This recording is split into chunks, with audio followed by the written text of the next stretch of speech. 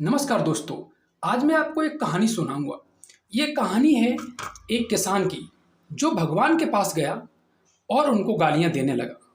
भगवान ने पूछा कि आप मुझे गाली क्यों दे रहे हो? तो उसने ये कहा कि मेरी सारी फसल नष्ट कर दी आपने।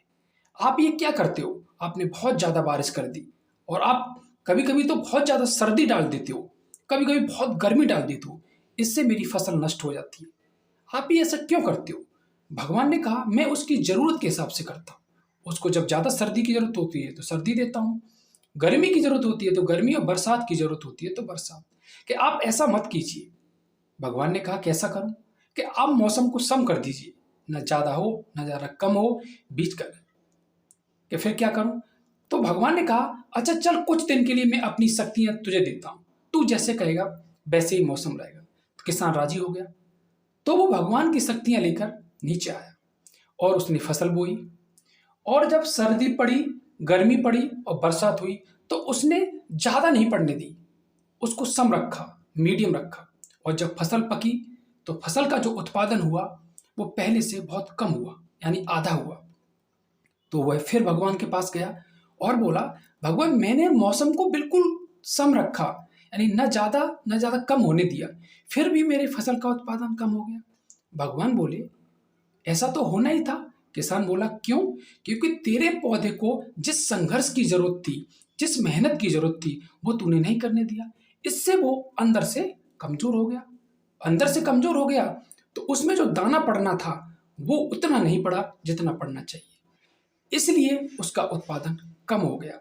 तो किसान बोला, भगवान क्या किया जाए? वो बोला कि व्यक्ति को भी उसी तरह, फसल की तरह संघर्ष करना चाहिए। इसका संदेश यही है कि जो संघर्ष से भागेगा, वो आगे सफल नहीं हो पाएगा, तरक्की नहीं कर पाएगा। जिस तरह से पौधे ने संघर्ष नहीं झेला, यानी तूने मौसम को सम रखा, कभी नहीं सर्दी होने दी, न ज़्यादा गर्मी होने दी, उससे जो पौधे के अंदर अंदरूनी मजबूती थी, ताकत थी, वो नहीं आ पाई। यानी वो संघर्ष तूने उसको पौधे को नहीं करने दिया। यही फॉर्मूला व्यक्ति की जिंदगी पर अप्लाई होता है। और मैं विद्यार्थियों से खासकर ये बात को कहूंगा कि संघर्ष जरूर करना चाहिए। बिना संघर्ष के व्यक्ति बेकार हो जाता है। संघर्ष के बल पर इस दुनिया में लोगों ने बहुत बड़े बड़े मुकाम हासिल कर लिए। आपको एग्जाम्पल दूं, सचिन तेंदुलकर का। उसका संघर्ष था कि उसको क्रिकेट का भगवान बना दिया गया। इसलिए संघर्ष से कभी पीछे नहीं हटना चाहिए। जैसे फसल का एग्जाम्पल मैंने आपको दिया, इसी तरह से जिंदगी में बहुत सारे एग्जाम्पल हैं जिन लोगों ने संघर्ष किया और इस दुनिया में एक मिसाल बने। इसलिए आप लोग संघर्ष कीजिए, चाहे वो किसी भी क्षेत्र में हो, चाहे विद्यार्थी हो, चाहे वो किसान हो, चाहे बिजनेसमैन हो। इस चीज से पीछे नहीं हटना चाहिए।